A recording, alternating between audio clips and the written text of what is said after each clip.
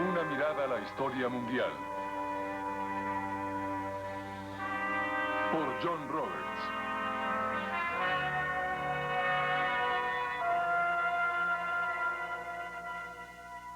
Nadie sabe cuántos chinos habrá. Pasan de los 1.000 millones. Una cuarta parte de la humanidad. La mayoría en China vive bajo un gobierno. Y de este modo ha sido hace 2.000 años o más.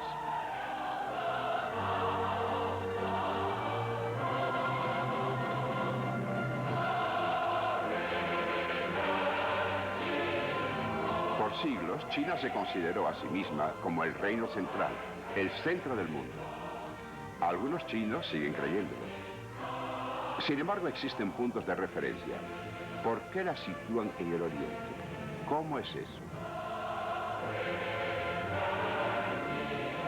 ¿Partiendo de la cultura e historia china? ¿O por aquellas ideologías nuevas que vinieron del exterior, de Occidente?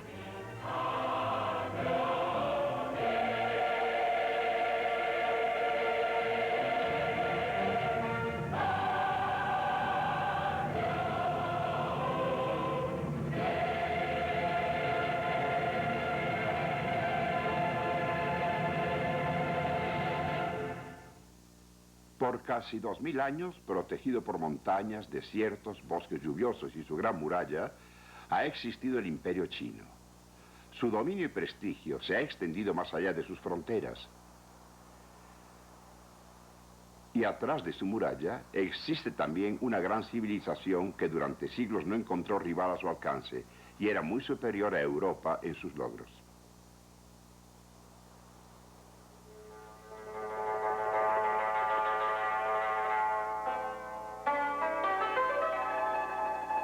Durante miles de años, los chinos han tenido una alfarería exquisita, más fina que cualquier otra que se fabrique en el mundo.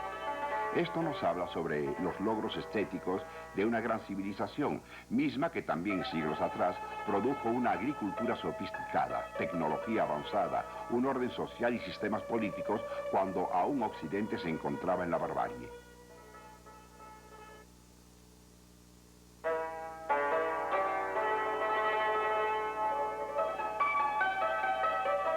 El lenguaje en China aparece prematuramente. La caligrafía siempre se ha considerado entre las artes principales, aunque su uso se limitaba a la élite. Mao Zedong fue reconocido por su habilidad en dicho arte.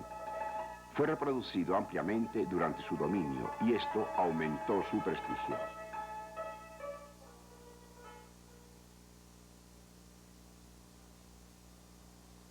Para tener tal variedad de climas y terrenos, así como personas y distintos dialectos que han florecido dentro de China, su cultura es bastante homogénea. Ha unido a aquellos que han gobernado al imperio.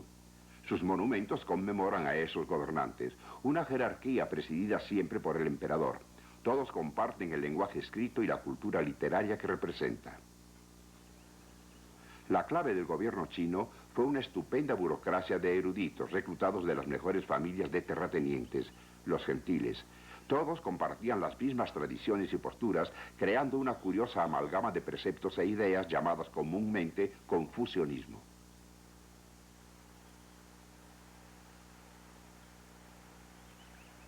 Confucio debe haber sido el primer nombre chino que escuché, y muchos estarán en el mismo caso. Es sin duda el más citado y también mal interpretado de todos los filósofos.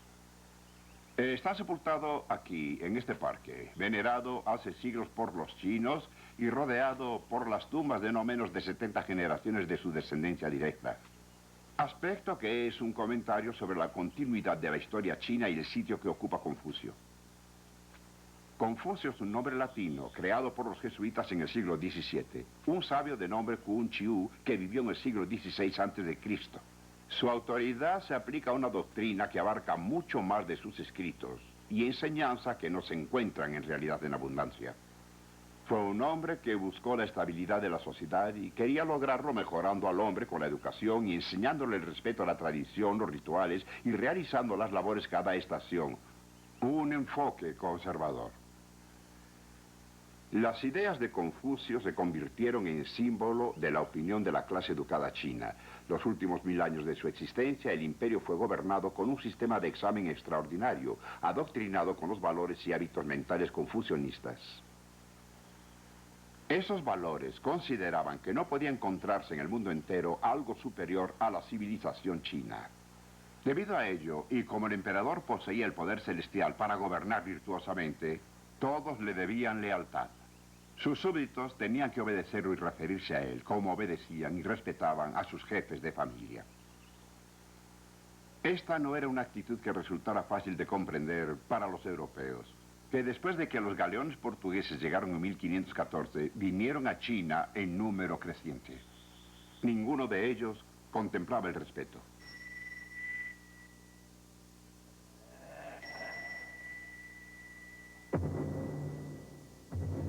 Anteriormente, la civilización china había manejado con gran éxito la influencia externa. La mayoría de los chinos jamás tuvo creencias religiosas que fueran más allá del animismo y la superstición. El confucianismo es más un código de conducta que una fe. Las costumbres chinas prevalecían aún en contra de las grandes religiones del mundo. Al ser importadas en China obtenían un sentido ridiculizante. Les daban un sabor chino y eran absorbidas por la tradición china, amalgamadas. El budismo es un ejemplo. Llegó a China de la India en el primer siglo antes de Cristo. Después de un éxito espectacular, los oficiales del confucianismo finalmente lo llevaron bajo el control del Estado. Incluso se hacían rezos por la familia imperial en los templos budistas.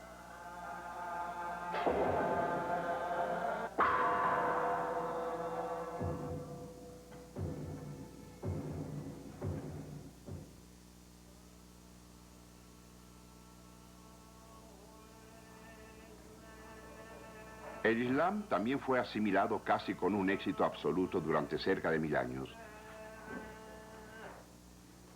Aunque durante el siglo XIX hubo grandes revueltas musulmanas, había casi la misma cantidad debido a la irritación de minorías étnicas que a causa de sus sentimientos religiosos.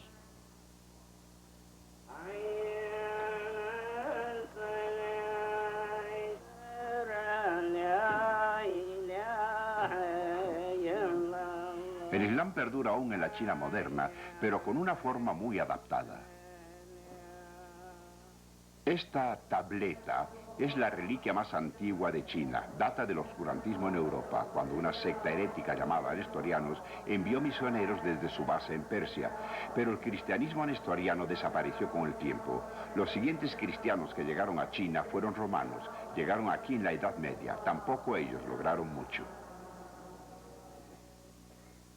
也就是说，因为我们的五官在一生的时间犯了很多的罪。Fue en el siglo XVI cuando los portugueses aparecieron en las costas chinas. Una nueva y vigorosa ola de cristianismo empezó a hacerse sentir en China. Con el tiempo sufrió una nueva intransigencia que, a diferencia del budismo y el islam, acabó al final por resistirse a la asimilación.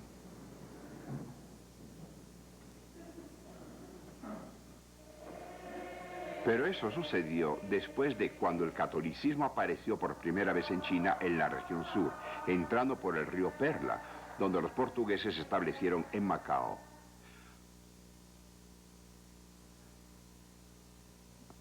Los portugueses aún están ahí y su historia se encuentra en sus monumentos por toda la ciudad. Han tratado de ocupar río arriba hasta la gran ciudad de Cantón, pero las autoridades chinas lo impidieron. Así que por un par de siglos Macao fue el punto comercial entre China y Occidente, donde una curiosa comunidad de mezcla oriental y occidental se originó, virtualmente ignorada por el Imperio chino. Esto es todo lo que queda de la gran catedral de Macao, que se incendió en 1835. Hubo un tiempo en que su clérigo jesuita tenía el rango de mandarín y su obispo tenía responsabilidades que abarcaban toda China, Japón y las islas circundantes. En la fachada pueden verse aún símbolos cristianos que representan esa variedad al lado de dragones chinos, crisantemos japoneses y otros símbolos asiáticos. Esta variedad nos habla sobre la historia de Macao. Originalmente era solo una pequeña península con un par de islas con un fondeadero profundo a la cual llegaron los portugueses en 1522. Aquí podían tolerarlos afuera de la muralla, realizando utilidades para los chinos, tales como pagar tributo al Imperio Celestial. Durante 300 años los chinos cobraban impuestos y los portugueses dirigían el lugar, y lo siguen haciendo todavía.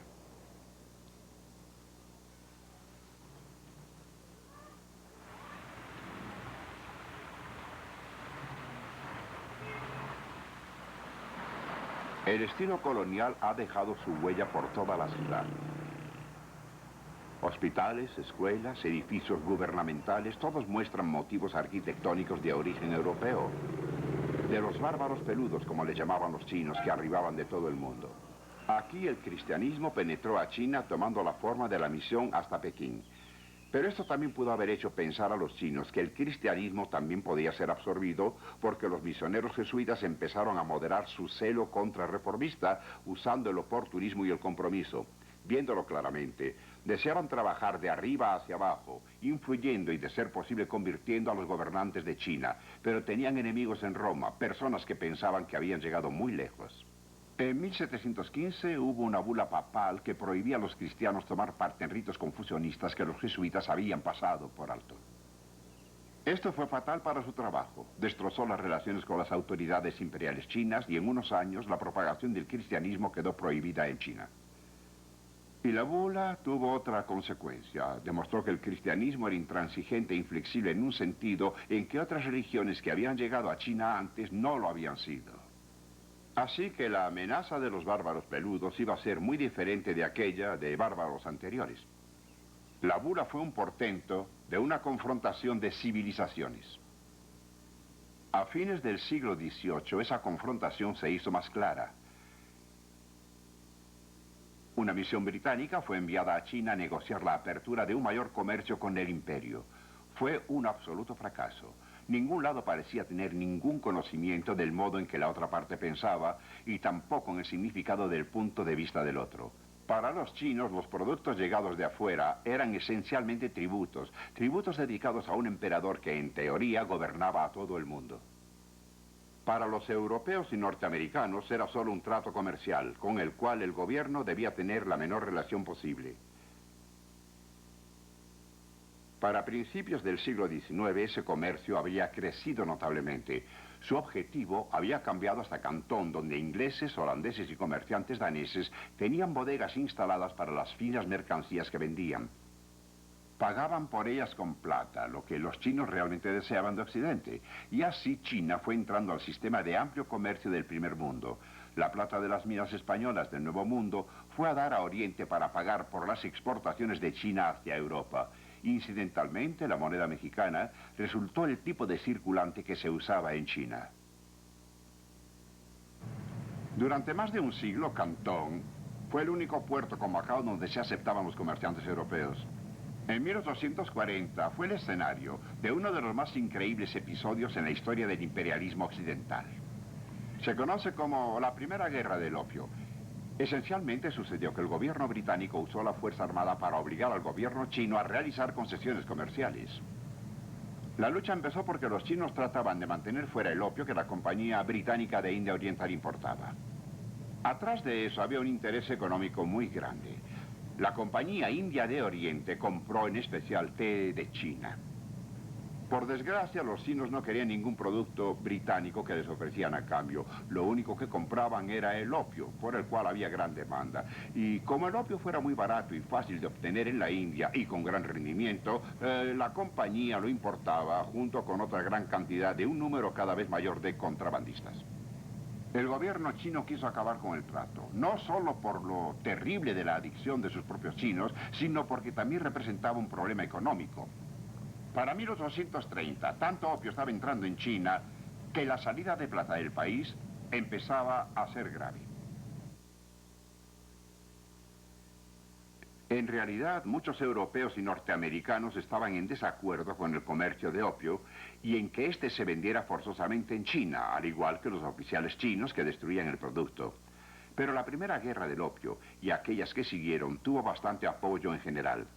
En esa área de confianza en que cada vez más personas veían a la civilización del Occidente como un modelo de la verdadera civilización, había pocos que veían mal el que China se viera obligada a abrirse a Occidente o al menos a las fuerzas civilizadas del libre mercado y el cristianismo.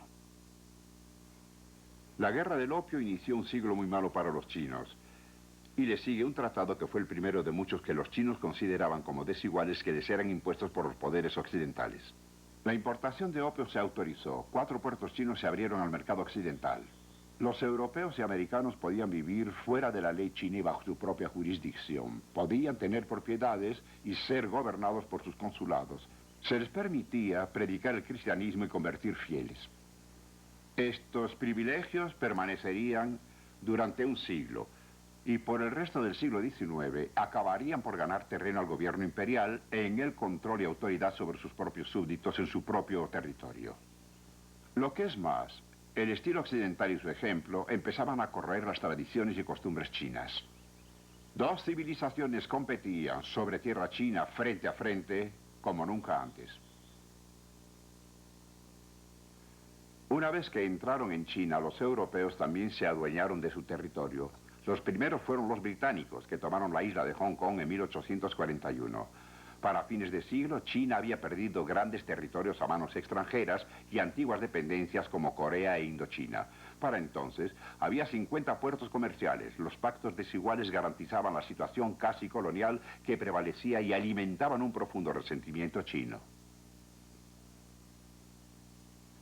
Para añadir dificultades al gobierno imperial, este tuvo que enfrentar en 1850 y 60 la mayor revuelta social de toda su historia, la rebelión Taiping.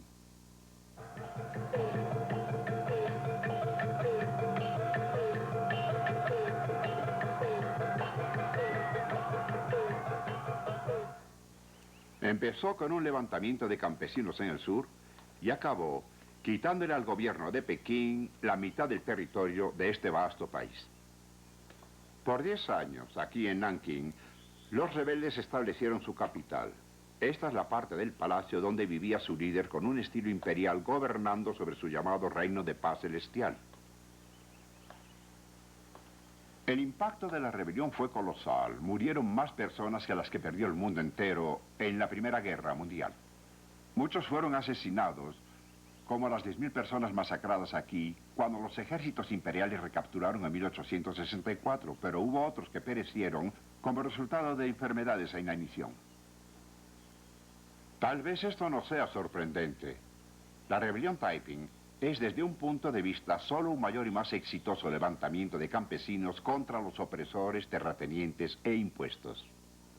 Pero los Taipings tenían un líder que añadió algo más a la mezcla tradicional. Su nombre era Hong Xiuquan.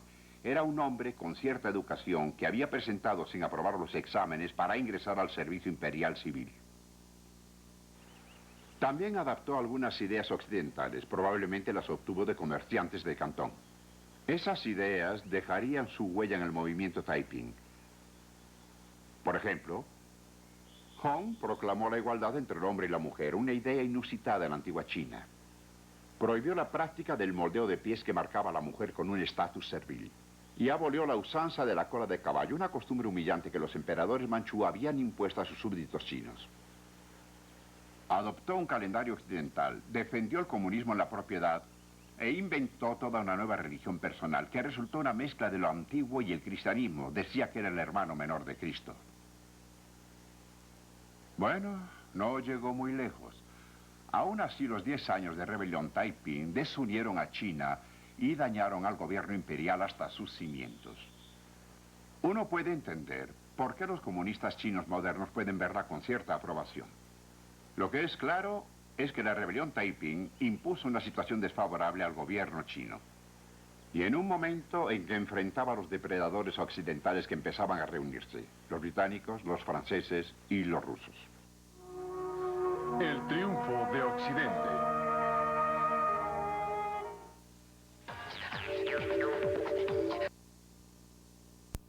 Rusia fue el depredador de quien más tuvo que sufrir China. Y no es extraño, tal vez, ya que ningún otro país comparte una frontera tan amplia con China. La presión rusa se remonta al siglo XVII, cuando los colonos rusos que se dirigían hacia la costa este del Pacífico a través de Siberia se establecieron en fuertes y puestos de comercio en el río Amur, la frontera norte de Manchuria. Luego, en el siglo posterior, pudieron contenerlos, pero en el siglo XIX ya no fue posible. Rusia le quitó a China grandes extensiones en el Asia Central y continuó su avance hacia el este para formar su imperio ruso oriental, unido a la Rusia europea por tren. Eso dio una ventaja de nuevo a Rusia. Finalmente, el ejército ruso ocupó Manchuria y se creó una base naval rusa en Puerto Arturo.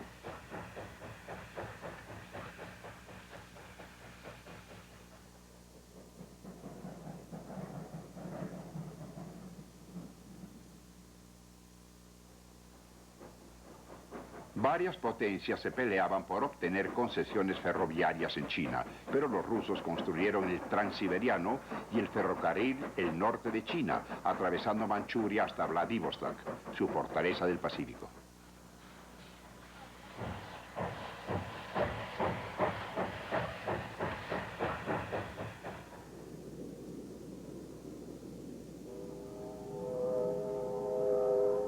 Harbin, justo en medio de Manchuria, se convirtió en un empalme muy importante. Y como resultado, Harbin es hoy en día una de las ciudades chinas con mayor apariencia rusa.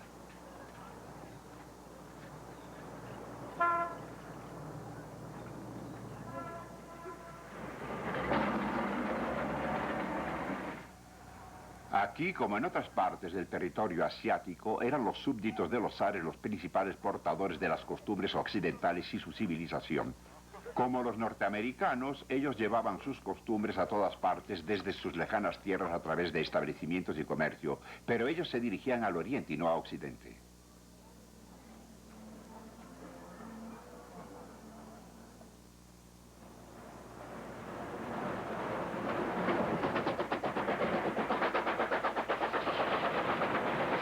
La geografía nos indica que la mayoría de los que vinieron a despojar a China lo hicieron por el mar. Fueron una mezcla. Algunos venían buscando fortunas y nada más. Otros querían ventajas estratégicas y diplomáticas. Unos cuantos se interesaban realmente en comprender la cultura china y su vida y tal vez compenetrarse. Macao fue un microcosmos de las fuerzas que habrían de jugarse en China después de la Primera Guerra del Opio. Este cementerio protestante lo ilustra. Se inició en 1814 para proveer un lugar donde descansarían los herejes en una ciudad oficialmente católica romana. Era regido por la Compañía Británica de la India Oriental, la fuerza comercial que dominaba aquí. Toda clase de hombres aquí descansan: soldados, marineros, comerciantes de té y opio, y algunos misioneros. Uno de ellos fue Robert Morrison, el primer misionero protestante que trabajó en China, creador del diccionario anglo-chino y traductor de la Biblia al chino. Cuando trabajó en Cantón, propagando el cristianismo, este aún era ilegal. En 1850, además de los católicos, había como 80 misioneros protestantes trabajando, y en 1900 ya eran 300, la mayoría británicos y americanos, la mitad eran mujeres.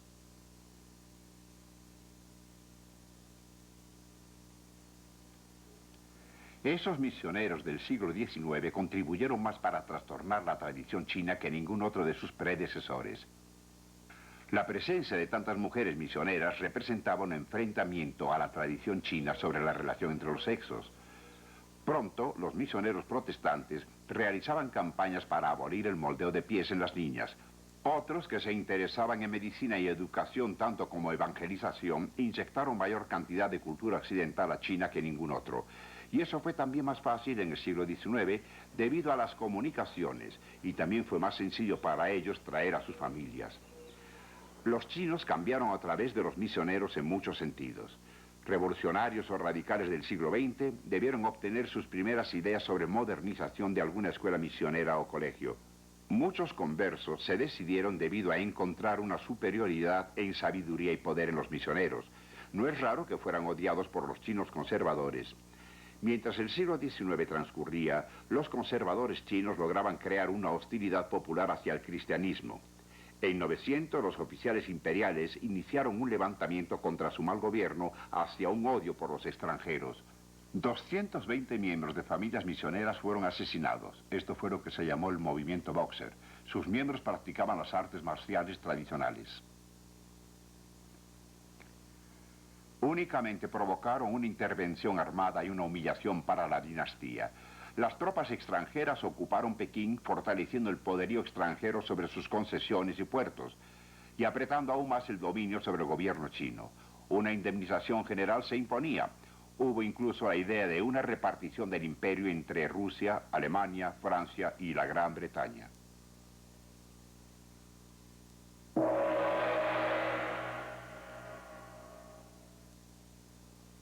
Los esfuerzos para fortalecer a China y conservar su libertad de acción parecían infructuosos. Habían hecho intentos por comprar o tener en préstamo la magia de Occidente, sus armas, botes de vapor y herramientas. Se sentía un verdadero deseo por aquello que se llamaba fortalecimiento. China no había encontrado el modo de estar a la altura de los nuevos bárbaros como aquellos barcos de piedra decorativos en los cuales la marina invirtió sus fondos en vez de barcos reales.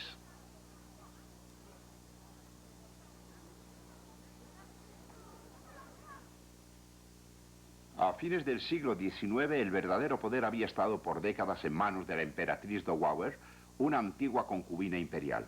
Bajo su mando, la dinastía pareció haberse metido en su caparazón.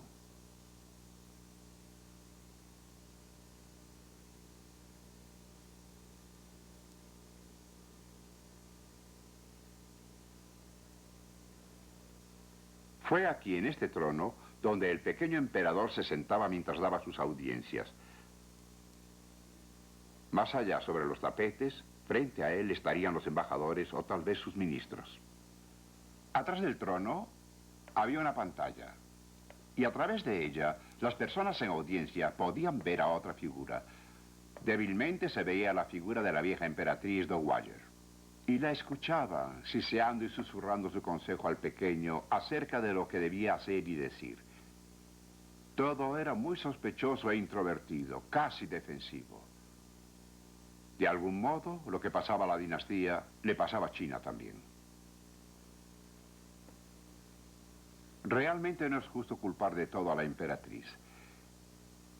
En la vieja clase dominante, la psicología antigua seguía gobernando. Las reformas que habían acabado con los viejos sistemas de reclutamiento de servicio civil y habían cerrado las casillas para examinar, no cambiarían esto.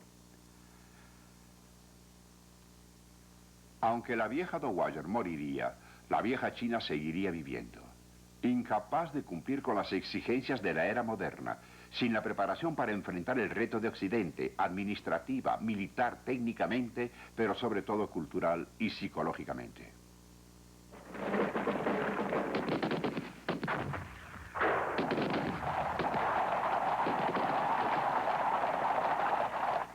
En 1911 estalló la tormenta. 2000 años de imperio chino llegaron a su fin. Se proclamó la república. Su primer presidente fue un antiguo oponente al régimen y parecía una nueva clase de gobernante, el doctor Sun Yat-sen, graduado de la Escuela de Medicina establecida por los británicos en Hong Kong.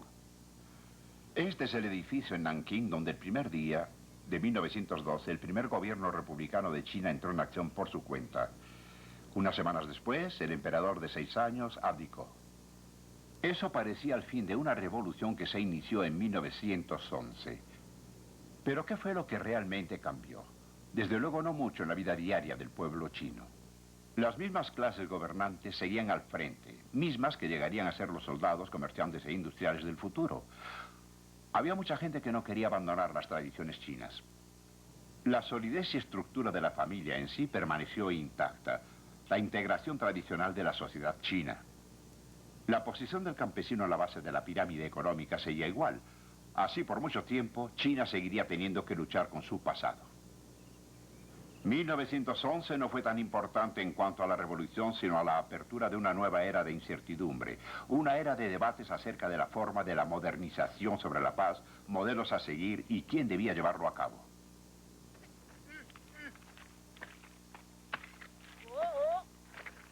La respuesta debía encontrarse en la tradición sobre la cual recaía un enorme peso de un campo dominado por la pobreza y el atraso, o debía encontrarse en las nuevas industrias de las ciudades costeras que proporcionaban nuevas habilidades, ideas, financiadas con frecuencia por inversionistas occidentales y bajo la dirección y supervisión occidental.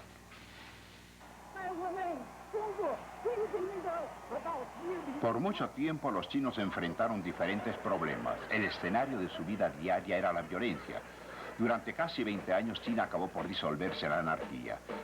Con asesores militares occidentales y técnicas, así como armas modernas, los terratenientes forjaron sus propios pequeños imperios. Por largos periodos, el gobierno central, presidido ocasionalmente por el doctor Sun Yat-sen, significó muy poco, ya que todo el prestigio de que gozaba era retrospectivo. La irrelevancia de la nueva república para muchos chinos fue una de las razones por las que el partido que fundara Sun Yat-sen, el Kuomintang, se limitó después de su muerte en 1925 a reunir fieles, a rendir culto a su memoria y a sus ideas.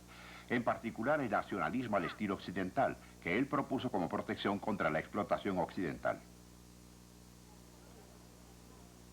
Él definía sus principios como nacionalismo, democracia y progreso social, todos ellos ideales nacidos de la mitología política occidental. Pero él es conmemorado en un templo en Nankín construido a una escala imperial y del modo tradicional en que se conmemora a un emperador. Sorprendentemente, aunque los chinos sufren una fobia hace tiempo dirigida contra los europeos, la nueva república se unió a los aliados occidentales y el Japón en 1917 para enfrentar a los alemanes. Enviaron batallones de labor a Francia y recibieron un mal pago por ello. En vez de dar a los chinos lo que deseaban en la conferencia de paz, los británicos y franceses decidieron votar por Japón. La opinión nacionalista y liberal china se sintió ofuscada. Los representantes chinos se negaron a firmar el tratado y se retiraron. El Tratado de Paz de Versalles fue un golpe mortal para la reputación del liberalismo occidental.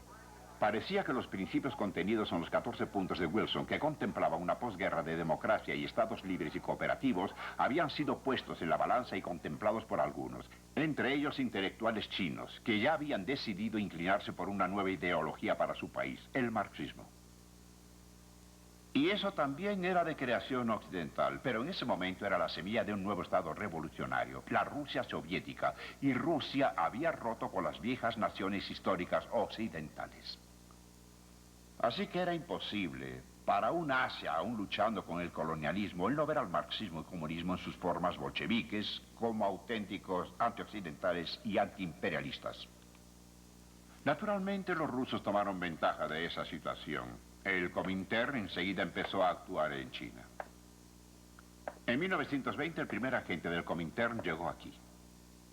Y en el año siguiente un grupo muy heterogéneo de intelectuales vinieron a empezar a organizar el Partido Comunista Chino.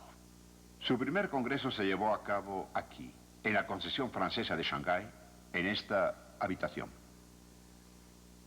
Entre los reportados como presentes había un joven de una familia campesina de Hunan.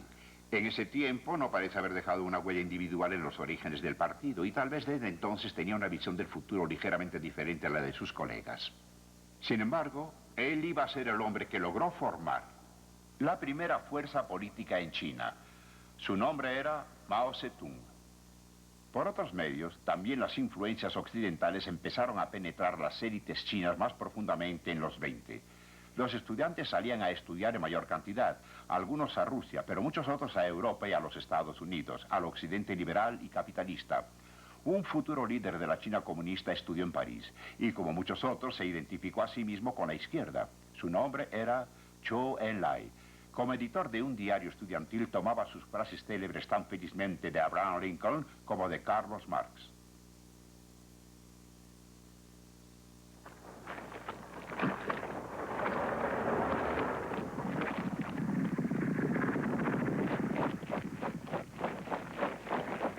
Después de la muerte de Sun Yat-sen, un joven soldado entrenado en Moscú, Chiang Kai-shek, surgió como la figura dominante en el Kuomintang. Aun cuando trabajaron juntos durante años, la tensión gradualmente fue apareciendo entre el Kuomintang y el Partido Comunista, pero también dentro del comunismo existían tensiones.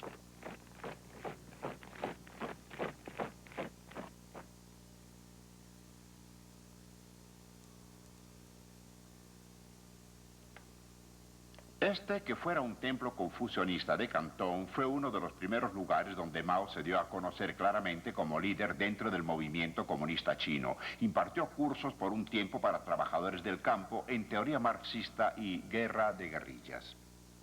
Ese énfasis en el campo iba a servir al partido muy bien en el largo plazo. En ese entonces los europeos occidentales socialistas solían mirar hacia Moscú para orientarse con el marxismo. Y Moscú pensaba que una revolución solo podía basarse en el proletariado industrial. Mao quería alejar al partido chino de esa línea, quería que confiaran en los campesinos. Y al final tuvo éxito.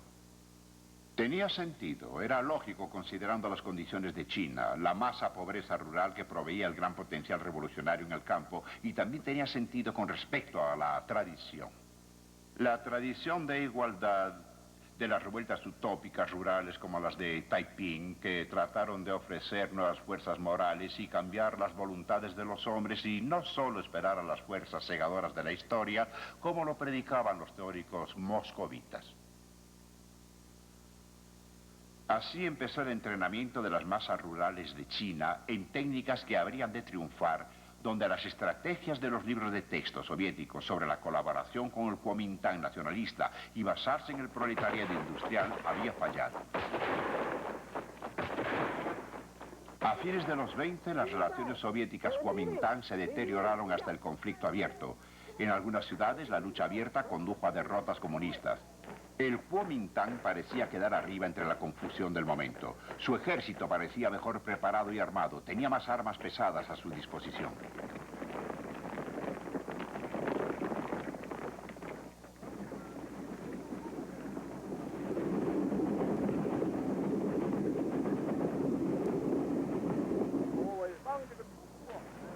Todo el tiempo se sentía en el ambiente la agitación continua provocada por el sentimiento antioccidental.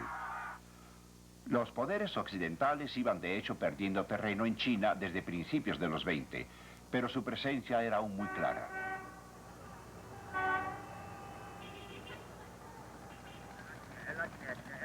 Shanghái, sobre todo, parecía una ciudad europea o norteamericana. Sus edificios hablaban sobre permanencia y estabilidad y era el centro del mayor establecimiento internacional, vigilado y gobernado por norteamericanos y británicos, con una concesión francesa como vecina, dependiendo totalmente del poder occidental para su protección.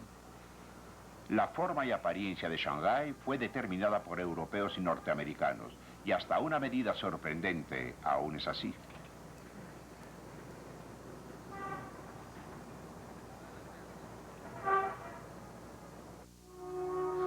El triunfo de Occidente. Era una ciudad híbrida, donde una versión bizarra de la civilización occidental se rozaba con una China muy poco típica.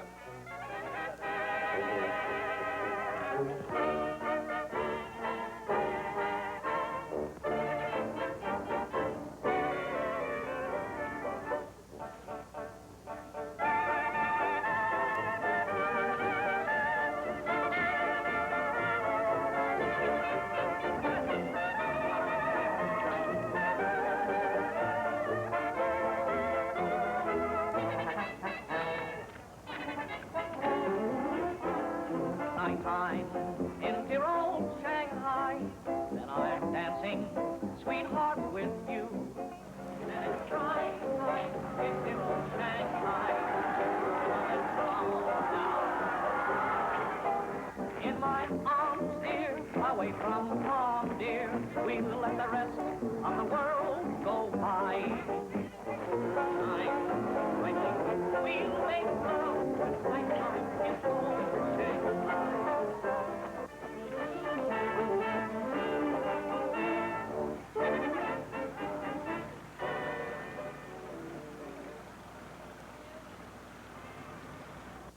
Los asentamientos internacionales duraron como un siglo después de la Primera Guerra del Opio. No se fueron hasta 1940. Y cuando se fueron, no fue porque los chinos los echaran, ni fue tampoco porque los poderes occidentales se hubieran retirado. Más bien fue debido a otro poder imperialista y agresivo, Japón. Todos los poderes occidentales no hicieron más que aceptar su destino final. Cada vez con más frecuencia durante los 30, la agresión japonesa había confrontado al Kuomintang, justo cuando sus dificultades internas parecían facilitarse. Los comunistas chinos estuvieron de hecho peligrosamente cerca de 1934 de ser derrotados por las fuerzas de Chiang Kai-shek.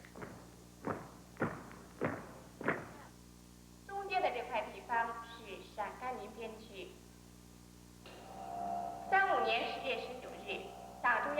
毛泽东同志率领中央红军，经过25000里长征，胜利地到达了陕北。El comunismo se salvó con la Gran Marcha. Fue un esfuerzo de perseverancia que se había convertido en uno de los grandes mitos de la Revolución China y fue uno de los puntos de partida en la historia del Partido Comunista Chino.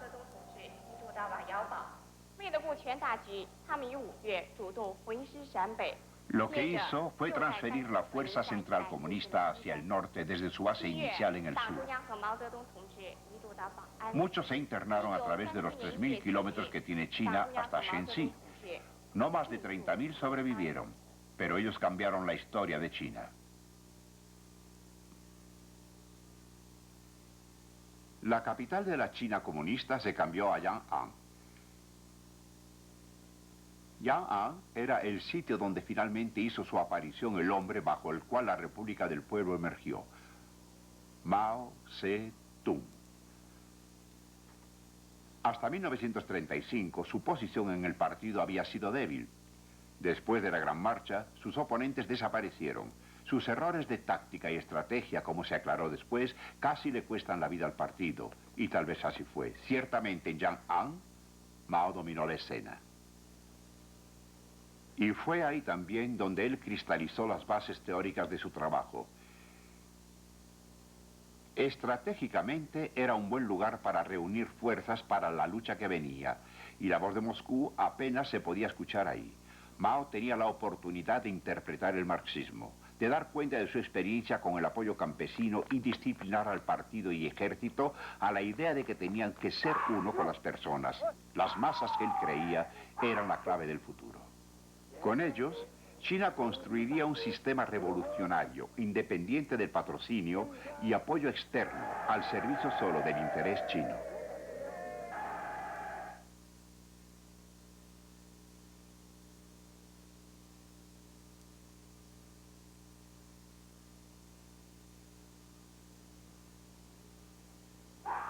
Después de años de una semi-hostilidad, al fin se inició una lucha con lo que los chinos llaman la guerra antijaponesa, que posteriormente se fundiría con la Segunda Guerra Mundial.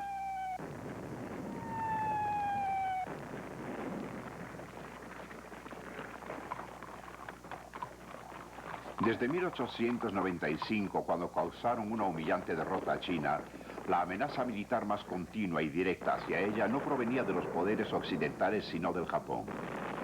Ellos se unieron a los poderes occidentales interviniendo en tiempos difíciles, obtuvieron concesiones territoriales y económicas durante la Primera Guerra Mundial y después mantuvieron continuamente la presión, fortaleciendo su sitio en Manchuria, donde mantenían una fuerza de ocupación desde que los rusos se retiraran en 1905. En 1931 las fuerzas japonesas tomaron Manchuria, la provincia china más rica en potencia, y después establecieron un régimen títere ahí. Pronto avanzaron al sur de la muralla. Cuando Mao llegó a Yang'an, ya estaba seguro que un enfrentamiento con el Japón no estaba muy lejano.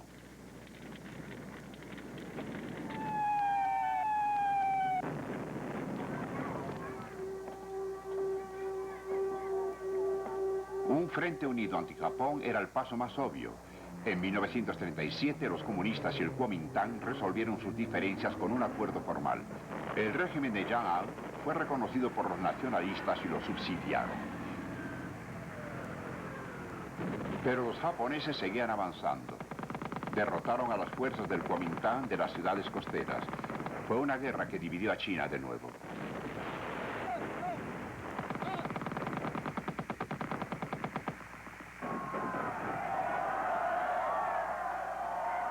Con todo el apoyo de las provisiones norteamericanas, las fuerzas del Kuomintang retrocedieron hacia el interior y casi dejaron sus operativos contra los japoneses después de Pearl Harbor. Mientras tanto, los comunistas se concentraban en la guerra atrás de las líneas japonesas y a través de sus líneas de comunicación. Como resultado, los japoneses no fueron derrotados al final en el campo por los chinos. Se retiraron de China debido a lo que pasó en el Pacífico y en Hiroshima y Nagasaki.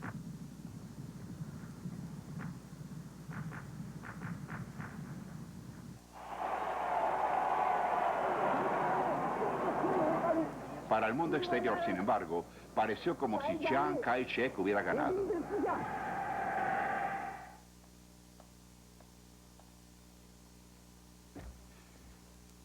Una vez que los japoneses desaparecieron, el Kuomintang nacionalista y los comunistas pudieron saldar cuentas. Para empezar, se habló de una coalición, hubo negociaciones y se llevaron a cabo aquí en Nanking. En esta casa había una delegación comunista dirigida por Zhou Enlai, y en una de estas pequeñas habitaciones se decidió el destino de China en este siglo. Pero la guerra civil había comenzado. Por su parte, los nacionalistas tenían primero el prestigio del reconocimiento internacional, hasta de los rusos, como el gobierno legítimo de China. Tenían armas americanas y el control de las principales ciudades, pero los comunistas estaban muy atrincherados y eran casi invencibles en el campo, donde las reformas de las tierras habían obtenido el apoyo del campesinado. Tenían armas japonesas y también algo de apoyo calificado de los rusos. Pero la guerra civil fue esencialmente eso, una guerra civil, una lucha interna entre dos Chinas. Y en ella la fuerza nacionalista gradualmente se derrumbó por las derrotas militares, así como un terrible colapso económico. Después de 3 años, los líderes del Kuomintang huyeron a Taiwán. Y los comunistas entraron en las últimas ciudades chinas y habían ganado. En octubre de 1949, el más grande estado comunista del mundo se inauguraba en Pekín. La República Popular China. Por primera vez en 50 años, casi todo el territorio chino estaba unido bajo un gobierno chino. El mandato del cielo había sido renovado.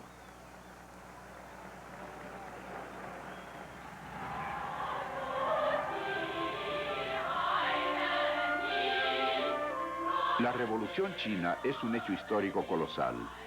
Por sus consecuencias se puede comparar con el nacimiento del Islam, el descubrimiento de América y la Reforma.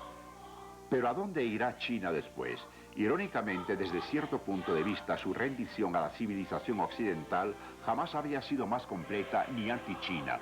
Y nadie, además de Buda, fue tan venerado como Marx y Engels, Lenin y Stalin, y sus palabras citadas como las Escrituras. Sin embargo, el marxismo de la China de Mao ha sido una especie de marxismo muy especial.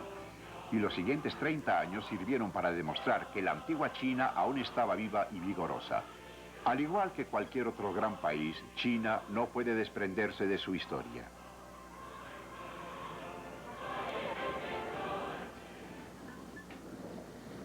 Sería absurdo decir que el debate sobre el futuro de China acabó, pues ha emergido de un largo periodo de incertidumbre, confusión, división y desconfianza, y China puede decidir sola de nuevo. Las circunstancias históricas y su propia gran escala que tanto habla a su favor en el pasado, lo está haciendo también ahora.